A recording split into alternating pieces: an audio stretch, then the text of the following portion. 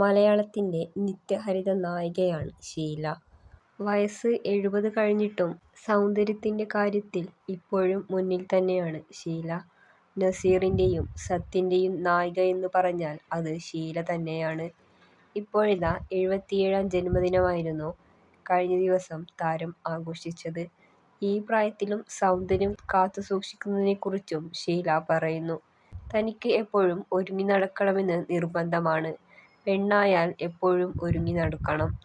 നല്ല വസ്ത്രവും ആഭരണങ്ങളുമൊക്കെ ധരിക്കണമെന്നും താരം പറയുന്നു.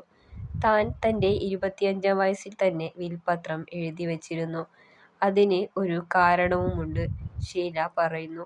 താൻ ക്രിസ്ത്യാനിയായതുകൊണ്ട് മരിച്ചാൽ ഞങ്ങളെ കുഴിച്ചുമൂടുകയാണ് പതിവ്.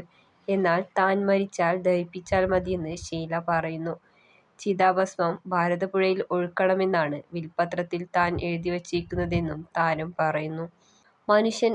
മനുഷ്യന് സ്വപ്നങ്ങൾ വേണം. പക്ഷേ തൻ്റെ സ്വപ്നങ്ങളെല്ലാം കഴിഞ്ഞു.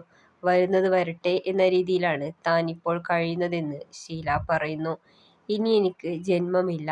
അമ്മയായും സഹോദരിയായും ഭാര്യയായും എല്ലാം താൻ അനുഭവിച്ചു. താൻ ഒരുപാട് പേരുടെ വിവാഹം നടത്തിയിട്ടുണ്ട്. പക്ഷേ തൻ്റെ വിവാഹജീവിതം മാത്രം ശരിയായില്ല. അതൊഴിച്ച് ബാക്കി കാര്യങ്ങളിലൊക്കെ താൻ സന്തോഷവതിയാണെന്നും താരം പറയുന്നു.